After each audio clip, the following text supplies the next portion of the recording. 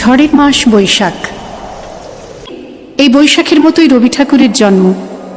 সোনার আশ্বিনে নয়, হিমের রাতের অঘ্রাণে নয়, ফুল রাঙানো ফাগুনে নয়, এই খর ক্ষিপ্র বৈশাখেই তাঁর জন্ম। এই খ্যাপা বৈশাখের গৈরিক তিলক দিয়ে সাজানো তার জন্মদিনের ললাট।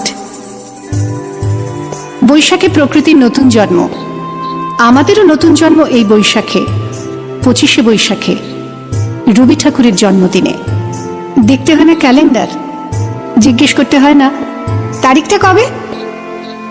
আগে থেকেই বুকের মধ্যে সাড়া ওঠে, 25শে বৈশাখ আসছে, রবি ঠাকুরের জন্মদিন। বছরে একটা দিনের জন্য তারা নতুন হয়ে যায়। চারপাশে নীলে লালে সবুজে হলুদে রঙিন ফুলের আলপনা, মাঝখানে খয়েরি রঙের সুতোয় রোজ দুপুরের না ঘুমানো চোখে কাজের ক্লান্ত অবসরে বোনা হয়ে চলেছে সেই 4টে লাইন।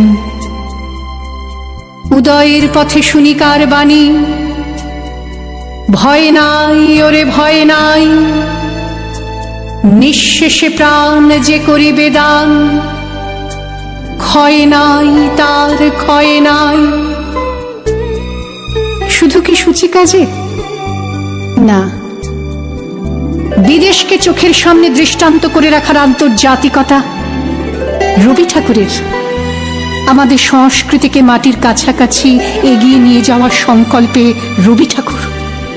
আমাদের সভ্যতাকে দানবের হাত থেকে ছিনিয়ে নেওয়ার সংগ্রামে রবি ঠাকুর।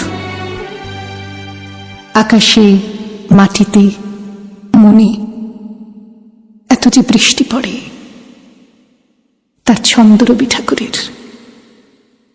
এত যে ফুল ফোটে, তার গন্ধ রবি ঠাকুরের। তাই প্রতিদিনই তাঁর জন্ম, কোনো দিনই তাঁর মৃত্যু নেই। কালের কালা পাহাড় এসে কোনো দিন যদি ভারতবর্ষ থেকে সমস্ত ঠাকুরের পুজোর প্রদীপ নিভিয়ে দিয়ে যায়, তবু একটি ঠাকুরের বেদী চিরকাল থাকবে মাটির সঙ্গে গাঁথা।